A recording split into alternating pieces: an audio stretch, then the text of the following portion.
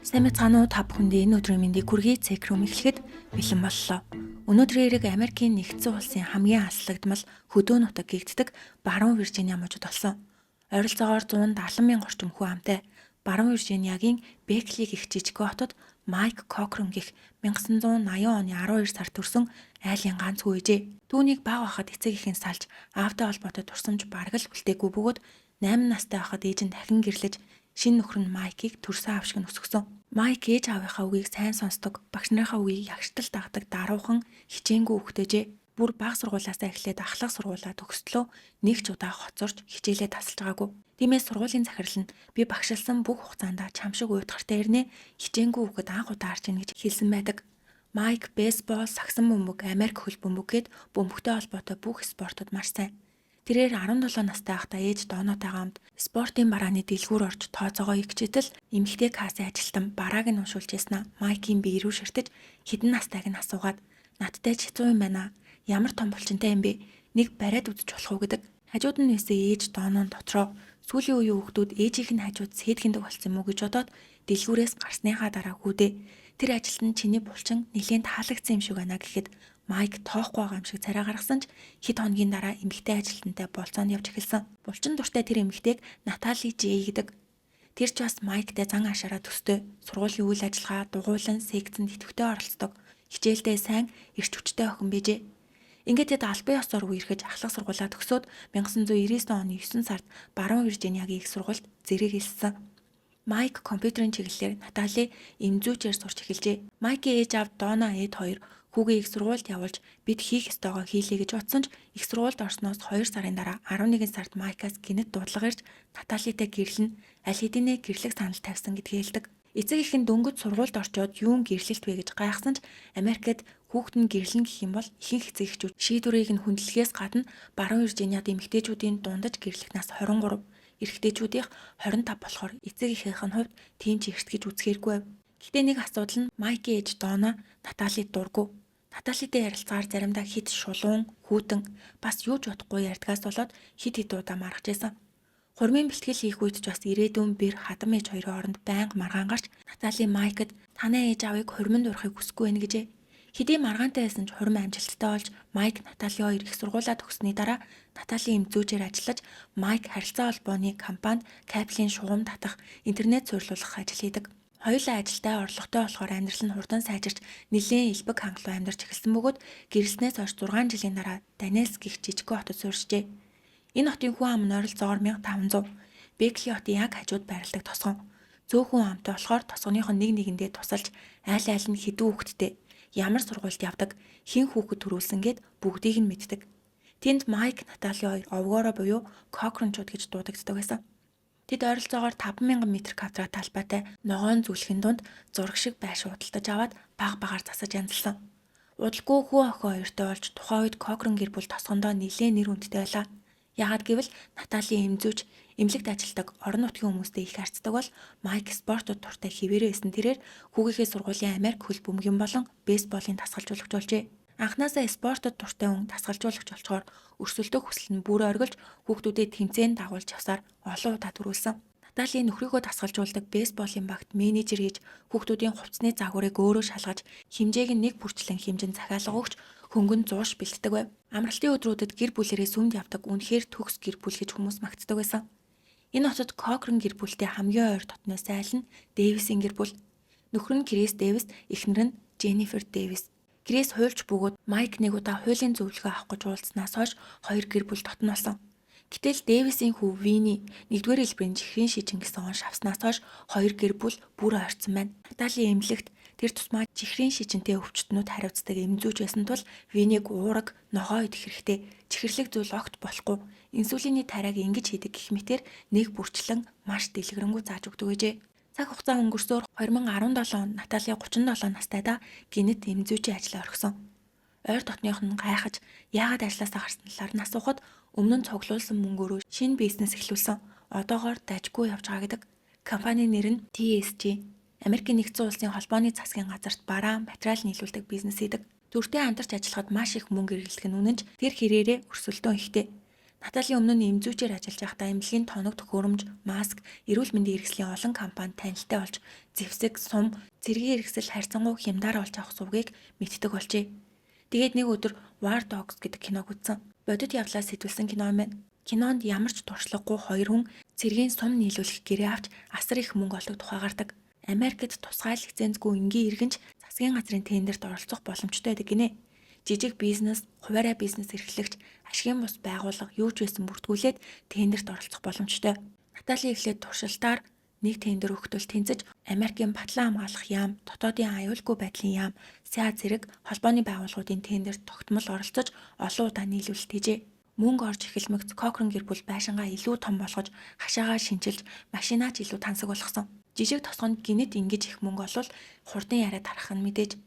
Гэхдээ нэг сонин зүйл нь TSG компани улам томорч шинэ ажилчид авч эхэлсэн бөгөөд ажилчдыг өглөө ирэхэд жижигэн хурлын өрөөнд суулгаад DVD хасан дэлгэцэн дээр War Dogs киног тавьж үзүүлээд сэтгэгдлээ бичгийг шаарддаг. Мөн тендерт оролцох эхний хөрөнгөө Натали гэр бүл, найз нөхөд, бүр хүүхдүүдийнхээ сургуулийн эцэг эхчүүдээс мөнгө зээлж нийлүүлэлтийн мөнгө орж ирэхээр зааж өгнө гэдэг байжээ. Мөнгө илүү олдог болсноор дунд сургуулийн бейсболын багт их хэмжээний ивент тэтгэлэг үзүүлдэг болсон учраас сургуулиас Наталийг бейсболын багийн санхүү хариуцагчаар албан ёсоор томилсон. Натали бодит амьдрал дээр маш их сайн үйлс хийж хандив өгдөг. Тосгон Тони Макголд гэх эмэгтэй 3 хүүхдээ ганцаараа өсгдөг гэжээ. Нөхөр нь цусны авдраар нас орсон тул амьдрал нэлээд хүндэв. Тонигийн хүү Кэши бейсболын багт илсэж Кокрен гэр бүлтэй танилцсан. Ингээд Наталийн Майк хоёр аавынх нь оронд жоохон ч гэсэн туслая гэж шийдсэн бөгөөд гэр бүлээрээ амархаар явхдаа Кэшиг байнга дагуулж хамт кемпингийн загас барьж бейсболын бэлтгэл хийлгэж өгдөг. Тони энэ бүхэнд маш их баярлаж Кокренчууд үнэхээр сайхан хүмүүс шүү гэж уулзсан хүн бүртээ ярьдаг байсан. Цаг хугацаа өнгөрөх тусам Наталигийн бизнес улмал ашигтай болж нөхрөө ажиллаа болоод хамтдаа бизнесээ хийсэн санал тавьснаар эхнэр нөхөр хоёр хамтдаа бизнес хийж Майк оффистоо сууж интернетээр ямар тендер гарч ирж байгааг шалгадаг бол Наталийг хөрөнгө оруулагч хайж эхэлсэн тэрээр уулзсан хүн бүртээ энэ удаа том гэрээ авнаа. Таны мөнгийг 3 нугалж өгнө гэд гэр бүл, найз нөхөд бүр тосгоны оршин суугчдад хүртэл хөрөнгө оруулахыг санал болгодог. Наталигийн хамгийн анхны хөрөнгө оруулагч хадмууд нь буюу Дона Эд 2 байсан. Натали ээжээ тэтгэврийн мөнгөө зүгээр байлгаад байвал үн цэнэ алдна. Манай аав ээж ердөө 5 сарын дотор $60,000 олсон. Удахгүй өсгөж өгөх болохоор төр зээлүүлчих гэж ятгажээ. Дона ихэндээ эргэлдсэн ч $20,000 явуулсан. Гэтэл 10 хоногийн дараа $25,000 болжээ. Ингээд Дона Эд 2 баярлаж дараагийн удаа 30,000, дараа нь 50,000 гэж дүнгээ нэмсээр 2 жил хагасны хугацаанд нийт $250,000 хөрөнгө оруулжээ. Кокрен гэр бүлийн хамгийн дотн найзууд болох Дэвисийн гэр бүлч мөн адил хөрөнгө оруулах санал авсан. Натали Крис Дэвист бид цэргийн бааз дээр шүдний эмнэлгийн барилга барих гэрээ байгуулсан. Гэхдээ яг одоо их хэмжээний мөнгө хэрэгтэй байна. Хэрвээ хөрөнгө оруулалт олж чадахгүй бол гэрээ цуцлагдана. Харин бариад дуусчих юм бол маш их ашигтай. Чи хөрөнгө оруулах уу гэдэгт Крис хуульч хүн учраас шууд итгэлгүй гэрээний баримт, тендерийн материалыг харъя гэхэд Натали тэр нь нууцын зэрэгтэй батлан хамгаалах яамтай хийсэн гэрээ болохоор хэвлэж болохгүй гэдэг. Крис дотроо нэг л сонин мэдрэмж авсан ч энэ айлтаа олон жил үүсгэсэн итгэл түүнд эргэлзэх боломж олгоогүй. Хүүгэн чихрийн шижинтэй болоход Натали тусалсан. Тосгонд байнга хандив өгдөг. Ядуу хүмүүст анхаардаг болохоор ямар ч гэрээ үзэлгүйгээр итгэж хөрөнгө оруулсан. Нэмээд хамгийн ихтгэл төрүүлсэн зүйл нь Наталийн мөнгөө маш хурдан ашгийг нь нэмж өгдөг. Ингээд Крис 2 жил хагасны хугацаанд нийтдээ $511,000 хөрөнгө оруулсан бөгөөд огт сэжиглээгүй. Яагад гэвэл Натали хөрөнгө оруулагчдын жагсаалтыг харуулсан ба тэнд тосгоны эмч, цагтаа гэх мэт ихтгэл таах нэрсвэжээ. Ийм зүйлд ихэвчлэн хамгийн эмзэг хүмүүс өртдөг. Тооныг санаж гинөө. Нөхөр нь нас барж 3 хүүхдээ ганцаараа өсгөж байгаа ганц биеэж. Кокрен гэр бүл ямар сайхан хүмүүс гэдгийг өөрийн нүдээр харсан болохоор өөрийнхөө мөнгөөр зогсохгүй гэр бүл, найз нөхдөө хүртэл ятгаж хөрөнгө оруулсан байна. Тонигийн оруулсан мөнгө $256,000. Энэ мөнгөөр хүүхдүүдийнхээ сургалтын төлбөрийг төлж их сургуульд явуулах байсан. Дараа нь охирогчид хэлэхдээ Натали гинэт гарч ирсэн л уурчин байгаагүй. Манай тосгонд 10 гаруй жил амьдарч сүмд явж нийгмийн арга хэмжээнд оролцож итгэлцлийг хангалттай бий болгосон хүн байсан болохоор хинч түүнийг сэжиглээгүй. Түүнээс гадна тухайн үед Кокрен гэр бүл мөнгийг цацаж 3 байшин, нэлээд хэдэн машинтай үнэтэй пикап ундаг бөгөөд 1965 оны Shelby Cobra гэх классик спорт машин авч тосгоныхоо хүмүүсийг нэг нэгээр нь суулгаад тойрдог байжээ. Майк үнэтэй мотоцикл, нисгэгчийн үнэмлэх аваад бид бизнесээ тэлж анхаарын салбар руу орно гэж ярихаас гадна зулсараар Хавайд, талархлын баяраар Францад байна гэд яг л гинэт баяцсан шинэ баячууд шиг амьдарч эхэлсэн. Тэдэнтэй ойр дотн байсан Дэвисийн гэр бүлтэй хамт Нью-Йорк руу аялжээ. Тэр аяллаа үеэр Кокрончууд мөнгийг харамгүй цацаж бүгдийг нь өөрсдөө төлж тансаг цочод буудал лимузинд суулгах ба хандивч их өгдөг. Тосгоны дунд сургуульд бэлтгэлийн өрөө байруулж фитнесийн тоног төхөөрөмж авч өгсөн бөгөөд орон гэргүүчүүдэд зориулсан төвч байгуулж дараа Натали би эмзүүж байхдаа чихрийн шижингийн талаар маш их сонирхдог байсан. Хүүхдүүдийн төлөө хандивын аян зохион байгуулна гэд 5 км-ийн гүйлтийн хандивын арга хэмжээ хүртэл хийж ганц биеэж тоонид бид удахгүй Африкт нэг тосгоныг бүхэлд нь ивент итгэх гэж байгаа. Энэ бол манай гэр бүлийн эрхэм зорилго гэдэг. Ингээд Кокрончууд бизнесээ эхлүүлснээс 2 жил хагасын дараа анх удаа с ижигтэй зүйл гарсан. Тосгонд дунд ангийн бейсбол, волейболын багт зориулсан хандивын аян зохион байгуулсан. Энд бейсболын тасгалжуулагч Майк, санхүү хариуцагч Натали, хорооны дарга Дэвисийн гэр бүлийн аав Крисэв ингээд хандив цуглуултал $32,000 болж Наталийн мөнгийг нэгтгэхэд яг тэнцүү хувааж шилжүүлсэн. Гэтэл хэд хоногийн дараа бейсболын хорооны дарга Крис дансаа шалгатал мөнгө байсангүй. Банкны алдаа юм болов уу гэд банк руу залгатал таны одоогийн үлдэгдэл $31.25 байна гэдэг. Крис шууд Натали руу залгаж мөнгө алга болсон талаар хэлэхэд Натали юу болсон бол гэж гайхдаг. Гэхдээ тэр данснаас мөнгө гарах хэрэгтэй цорын ганц хүн нь Натали өөрөө юм байна. Крис нэг л сонь санагдаж эцэг эхчүүдэд энэ тухай хэлжээ. Ингээд тэд чимээгүй хүн хувийн мөрдөгч хөлсөлж гүйлгээний түүхийг шалгатал мөнгө баг багаар тасралтгүй гарсан байв. Юу авсан бэ гэвэл спортын дэлгүүрээс маш хямдхан хувцас, мөсний хайрцаг, ном сум, Амазоноос худалдаа авалт, TJ Maxx гэх аутлетаас хэдэн зуун мянган төгрөгийн худалдаа авалт хийсэн байв. Хэрвээ энэ бүхэн багийн хэрэгцээнд ашиглагдсан бол асуудалгүй ч Olive Garden гэдэг ресторанаас хоол, архины төлбөр хийсэн байжээ. Үүнээс гадна 2018 оны сүүлээр Майк ээж Дона хужим машинаас сольж шинэ машин авах шаардлагатай болсон. Ингээд яаралтай мөнгөний эрэг болж хүрүүгээ залгаад хөрөнгө оруулсан мөнгөө энэ 7 хоногт авах хэрэгтэй байгаагаа хэлэхэд Майк санхүү хариуцдаг Натали хэлсэн ч одоо өгч чадахгүй гэснээс болж эхнэр нөхөр хоёр нэлээд ширүүн муудалцсан. Ингээд Доногийн санаа нь зовж өмнө нь хөрөнгө оруулалтын ашиг цагтаа орж ирдэг байсан. Яагаад ингэж удаад байгаа юм бол гэж бодох энэ үеэр ганц би ээж Тони ч бас эргэлзэж Наталигаас хөрөнгө оруулалт нь хэр байгаа талаар асуухад одоогоор бид нь $343 сая байгаа. Жоохон хүлээж бүх хөрөнгө оруулагчдад ашиг тараана гэдэг. Гэтэл TSG гэдэг компани төртөө ганц жуудаа гэрээ хийгээгүй бөгөөд ямар ч орлогогүй.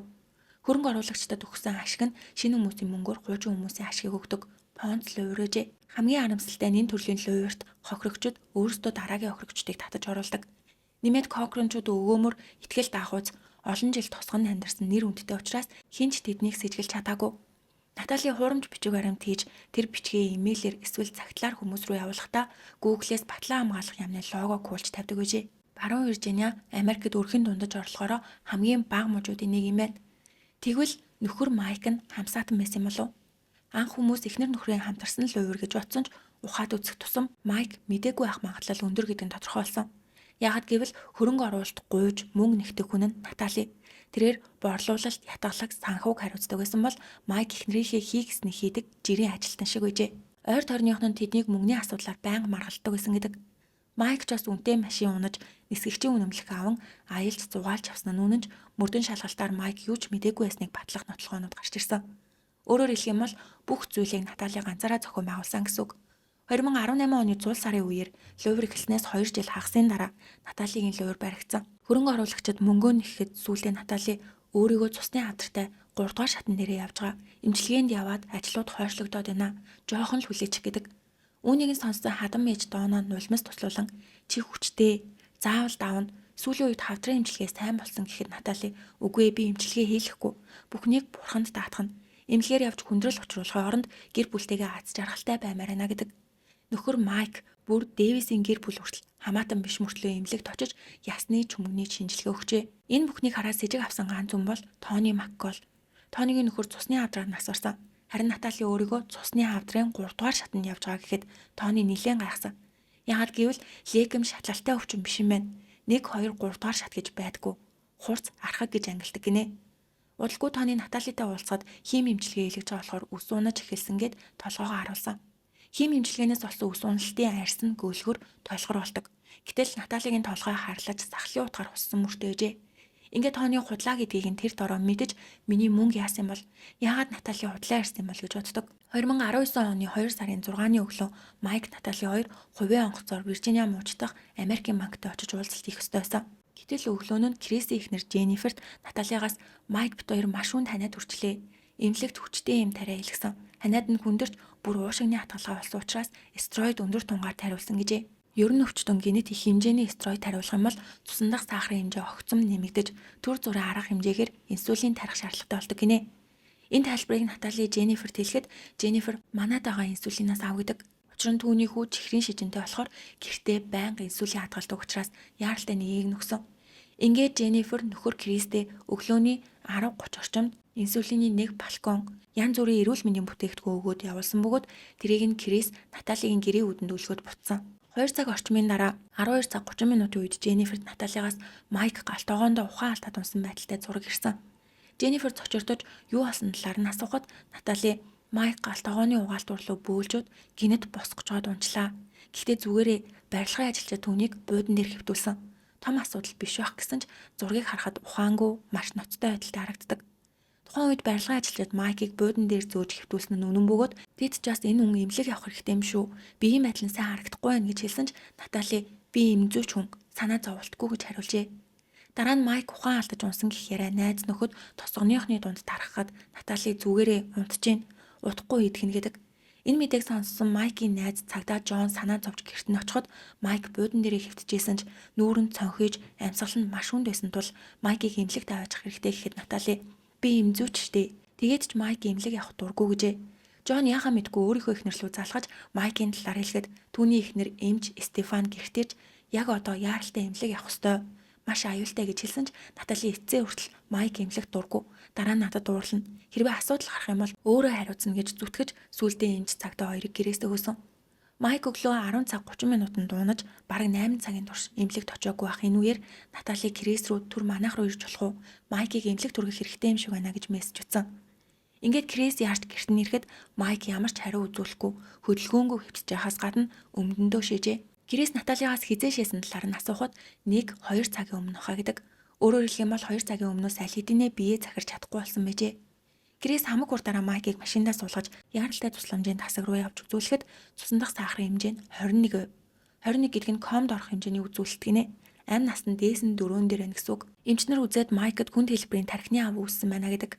Тархины ав нь ихэвчлэн их хэмжээний цус алдалт эсвэл маш хүнд гэмтлийн дараа үүсдэг. Майк эмнэлэгт 7 цагт үргэгдсэн ч Натали энэ талаар эцэг ихт ногт мэдэгдээгүй байсан тэрээр бүр орой 10 цаг 30 минутын үед ямар ч тайлбаргүй ганцхан зураг хадам ээж дооноор угаа илгээсэн. Энэ зураг байна. Дооно үүнийг хараад аимшигтай цочирсон. Өөрөө сувилагч хэрвээ Майк өглөө гэртээ унах үед Натали шууд мэдэгдсэн бол хүүгээ ингэж удаан орхихгүй байсан. Удалгүй Майкийг илүү том эмнэлэг рүү шилжүүлж эмчнэр эцсийн шалгалт болох цээжний голд байгаа хөхний ясыг хуруугаараа хүчтэй дардаг. Хэрвээ ухаантай бол тэсгийн аргагүй өвддөг юм байна. Ингээд хөхний ясыг хүчтэй дарахад Майк нүдэ нээжээ. Гэр бүлийнхэн нь баярлан нулимс туслуулж яхад Натали хажууд нь суугаад ноутбукээр юм идэг. Гэвч Майк 4 хоног амьдрал өхлийн зааг дээр байсны эцэст эмчнэр найдварлахаа амьсгалын аппаратыг салгах хэрэгтэй гэжээ. Эмчилгээг үргэлжлүүлэх үү үгүй юу гэдгийг эхнэр нь шийдэх ёстой. Ингээд 2019 оны 2 сарын 11-нд Майк 38 настайдаа хорвоог орхижээ. Дараа нь Наталийн нөхрийнхөө нэрээр тэтгэлгийн сан байгуулсан. Энэ нь Майкийн амьд ахуйдаа дасгалжуулж байсан хүүхдүүдэд зориулагдсан ба тэтгэлэг авсан хүүхдүүдийн ихэнх нь Наталид хөрөнгө оруулсан эцэг эхчүүдийн хүүхдүүд гэжээ. Тэтгэлгийн нөхцөл нь ахлах сургуулиэр нэмэх нь их сургууль гээд 8 жилийн тэтгэлэг. Эцэг эхчүүд Наталийн үнэхээр гайхалтай мундаг эмэгтэй гэдэгч үнэндээ өөрсдийнх нь мөнгө эргэлдэжсэн. Удалгүй Наталийн нөхөргүйгээр компани ажилуулах хэцүү байна. TSG компанийхаа тал хувийг зарна гэж мэдгдсэн. Компани үнэлгээ $700 сая бөгөөд 49% хяндралтайгаар $400 сая өгнө гэж зарласан. Итгэмээргүй нэг баян шүдний эмч сонирхож урьдчилгаа $50,000 шилжүүлжээ. Хэрвээ үлдсэн мөнгөө шилжүүлсэн бол жинхэнэ хохирогч болох байсан ч үлдэгдэл мөнгийг шилжүүлж амжаагүй байхад нь Наталийн нас барсан. Цагдаа нар Наталийг дунд сургуулийн бейсболын багийн данснаас мөнгө алга болсон үеэс эхэлж эцэг эхчүүдийн гомдлоор чимээгүй ажиглаж исэн бөгөөд мөнгө Наталигийн хувийн данс руу шилжсэн байжээ. Эцэг эхчүүд албан ёсоор санхүүгийн гэмт хэрэг гэж мэдүүлэх үү гэж мөрдөгчөдтэй олон удаа ярилцсан ч эцэст нь Натали тийм хүн биш байхаа ямар нэгэн шалтгаан байгаа эзгээд гомдол гаргахгүй байхаар тохиролцсон. Ингээд Майкийг нас барснаас хойш 5 сарын дараа 7 сард юучгүй болсон Натали гэрийнхээ хашаанд краш сэйл хийжээ. Хүмүүс ийм их мөнгөтэй хүн яагаад краш сэйл хийж байгаа юм бол гэж бодсон ч зүгээр л сонирхол юм байлгүй дээ гэж бодоод өнгөрсөн. Түүнээс гадна Майкийн нэрээр байгуулсан тэтгэлийн сангаас тэтгэлэг аавна гэж найдаж исэн эцэг эхчүүд бухимдаж эхэлжээ. Зарим хүмүүс их сургуульд орохдоо тэтгэлэг өгнө гэсэнд нь итгээд оюутны зээлээ цуцалсан. Энэ хүмүүс дунд ганц бие ээж тооны ч байсан тэрээр Наталид Манай өө энэ жил их сургуульд орноо. Тэтгэлгээ хизээ өгөх вэ гэж асуух тоолонд засгийн газраас төлбөр орж ирээгүй байна. Төрүүлээд өөрсдөө төлчихөө. Дараа нь би өгье гэдэг ч одоо Наталид тэтгэлэг хөрөнгө оруулагчдад буцааж өгөх ямар ч мөнгө байхгүй. Энэ үеэс тосгоны оршноос өгчөд луур дууснаа мэдэж Натали дээр мөнгөө нэхэж утсан ч тэрээр албан ёсоор дампуурлаа зарлжээ. Хохирогчдын тоо багадаа 11 хэрэг үүсгэсэн гэмт хэргийн зүйл анги нь хөрөнгө оруулалтын луур, банкны луур, хувь хүний мэдээлэл ашигласан залилан, шуудан, утас ашигласан алсын зан залилан гэх мэт нийт 26 зүйл анги байсан. TSG гэдэг компани 2017 оны 7 сард байгуулагдсан ч хурамч компани байжээ. Засгийн газартай ганц ч удаа гэрээ хийгээгүй бөгөөд цусны хамтартай гэдэг нь бүгд худлаа. Нийт хохирлын хэмжээ 2 сая доллар. Жижиг тосгонд бол маш их мөнгө. Эцэст нь Натали 2019 оны 9 сард олон төрлийн луурын эргээр баривчлагдсан.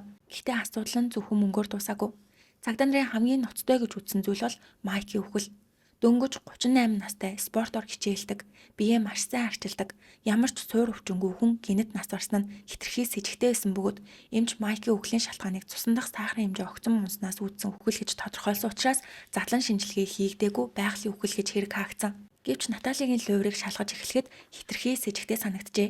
Ялангуяа Наталид хэргийн сэтэл байсан. Анх цагдаа нар Майк ч бас хамсаатан гэж бодоод Майк Натали хоёрын мессежнүүдийг шалгахад 2019 оны 1 сарын 31-нд Майк унахаас яг 7 хоногийн өмнө Натали би одоо банк руу ирж гин гэхэд Майк 100% баталгаатай эздээгээд хизээ мөнгө орохыг байнга асуудаг бол Наталийн мөнгөнд үнэн их болохоор жоохон удааширч гинэ гэдэг. Сүүлдээ мөнгө орж ирэхгүй байгаад гайхсан Майк өөрөө банктай ярина гэж дарамтлаж эхлэхэд Натали 2 сарын 6-нд Виржиниад байх банктай уулзгаар төлөвлөсөн бөгөөд яг тэр өдөр нь Майк унсан. Цагдаа нарын таамгаар Майк Наталийг сэжгэлж байнга мөнгөний талаар асууж шахаж эхэлсэн. Харин Натали хойшлуулж худлаа ярьсаар эцэст нь уулзалтын өдөр нөхрөө хөнөөсөн байх гэж таамагладаг. Мөрдөн байцаалтын явцад Наталийг баривчлагдахаас өмнө хэд хэд удаад хүнээс мэдүүлэг авч Майк суур өвчтэй байсан уу гэхэд Натали үгүй. Гэхдээ өмнө нь бараг үхэх шахсан гэдэг. Судлаад үзтэл Майк нас барахаасаа 3 сарын өмнө нэмэлт тавьсан. Тухайн үед Майк булчингаа томруулахын тулд тестостерон нэмэлтээр хэрэгжилжсэн ч тэр дотор нь амьтанд зориулсан эм байгаас гадна Мексикээс хууль бусаар орж ирсэн.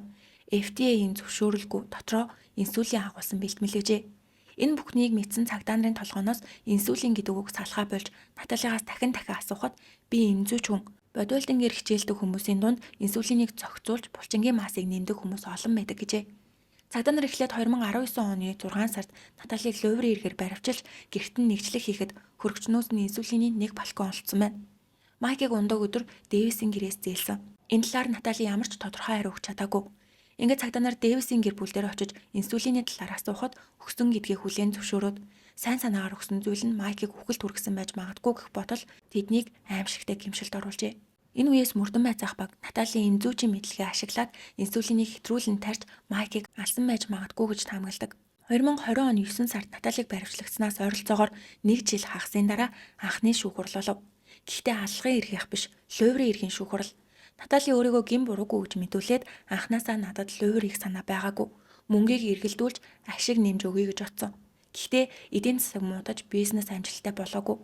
Өгөхийг хүсээгүйдээ биш, өгөх боломжгүй байсан гэдэг. Эцэст нь Натали прокурортой хэлэлцээр хийж зарим зүйл ангийг хүлээн зөвшөөрч 2021 оны 5 сарын 1-нд 11 жилийн хорих ял авч хайсалтай холбооны шоронд хоригджээ. Мөн хохирогчдод 2.5 сая доллар нөхөн төлөх шийдвэр гаргасан ч бодит байдал дээр мөнгө авахгүй авах боломжгүй учраас хохирсон хүмүүс мөнгөө буцааж авч чадаагүй.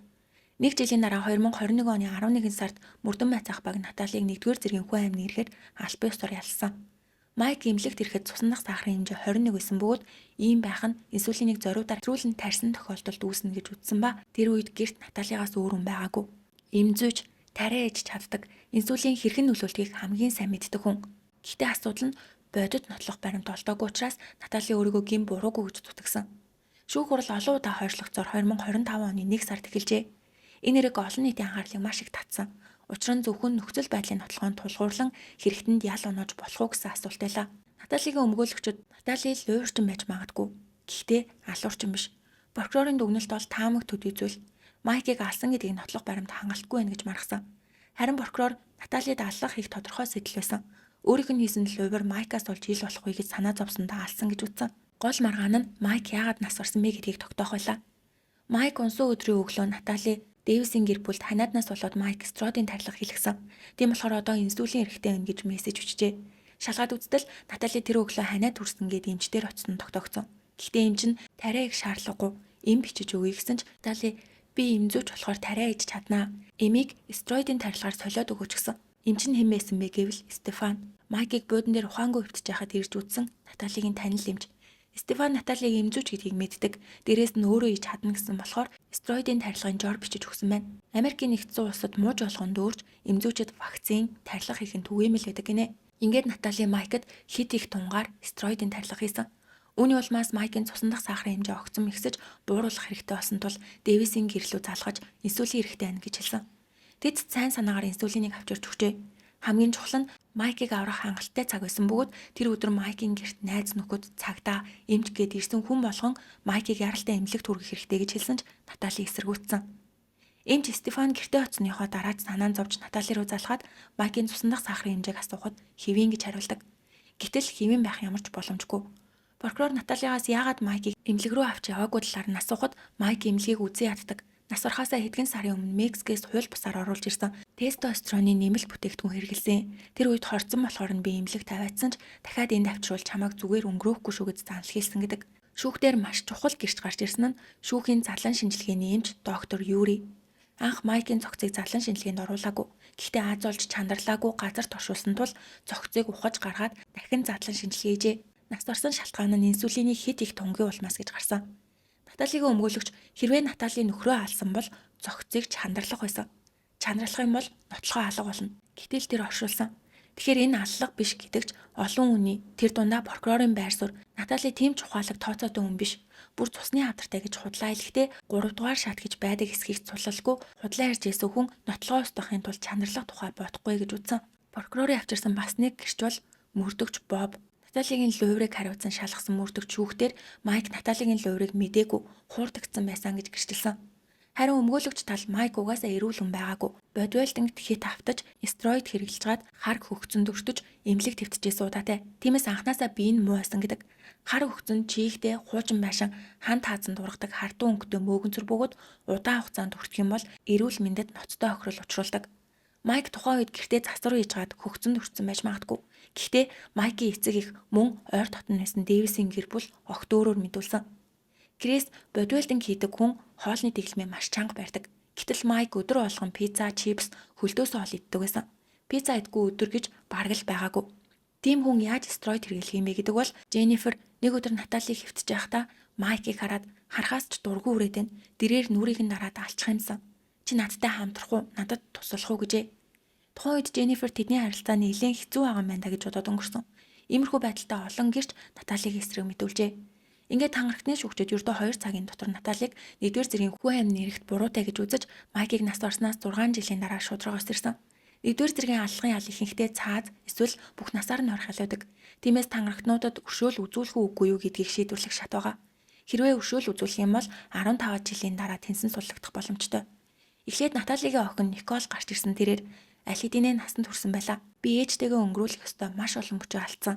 Төгсөлтийн баяр, жолооны үнэмлэх авах үе, төрсөн өдөр 100 сар, талархлын баяр, их сургуульд илсэх мөч гээд алинд нь ч ээж байгаагүй. Би дахиж ээжигээ алахыг хүсдэггүй байна.